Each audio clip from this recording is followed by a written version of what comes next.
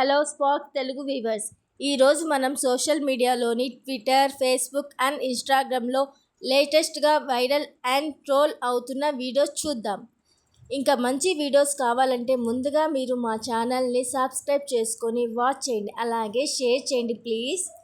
ఇక మన వైరల్ వీడియోలోకి వెళ్దాం. Let's start. మీరు చూస్తున్న ఈ వీడియోలో ఒక కుక్క రైల్వే స్టేషన్లో కదులుతున్న ట్రైన్ పక్కగా పరిగెత్తడం సోషల్ మీడియాలో పెద్ద వైరల్ వీడియోగా మారింది. ఒక వ్యక్తి తన పెంపుడు కుక్కతో రైల్వే స్టేషన్లో కదులుతున్న ట్రైన్ ఎక్కవలసి వచ్చింది.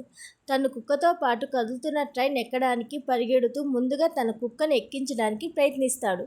కానీ ఆ కుక్క ఎక్కుతుండగా స్కిప్ అయ్యి ట్రైన్ కింద పట్టాల పైన పడిపోయింది.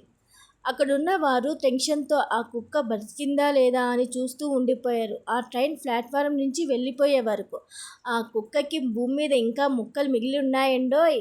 ఆ కుక్క అదృష్టం వల్ల ట్రైన్ చక్రాల కింద పడ్డా కూడా తప్పించుకునింది. ఈ వీడియో సోషల్ మీడియాలో బాగా ట్రెండ్ అయ్యింది. చాలామంది ఓ గాడ్, కుక్కను బ్రతికించినందుకు థ్యాంక్స్ అని, ఇంకొందరు ఆ కుక్క యజమాని నిర్లక్ష్యం వల్ల జరిగిందని తనని తిడుతూ పోస్టులు చేశారు సోషల్ మీడియాలో.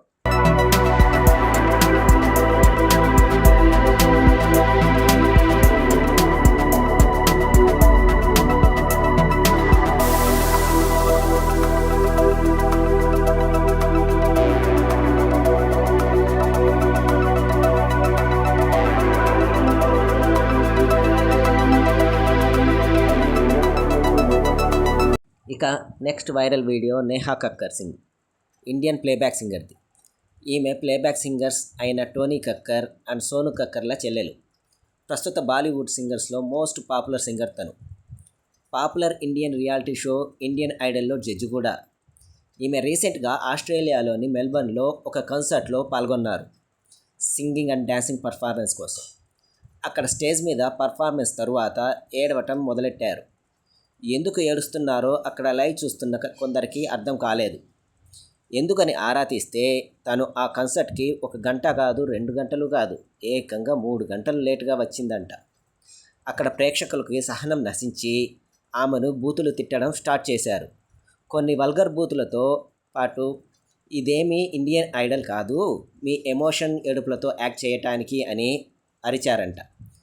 నువ్వు ఎంత లేటుగా వచ్చినా రికార్డింగ్ చేయడానికి ఇది రికార్డింగ్ థియేటర్ కూడా కాదు, ఇది ఒక లైవ్ కన్సర్ట్ అంటూ తిట్టారంట. తను ఈ విషయాన్ని అడ్రస్ చేస్తూ అక్కడి ఆడియన్స్కి క్షమాపణలు చెప్పింది. ఇక మీదట ఇలా జరగకుండా చూసుకుంటా అని చెప్పారు. ఈ వీడియో సోషల్ మీడియాలో వైరల్ అయ్యింది.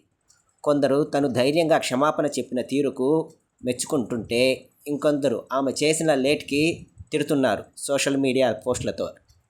बारे में कुछ भी बुरा नहीं बोलूँगी. All I can say is आज मैं बहुत रोई हूँ.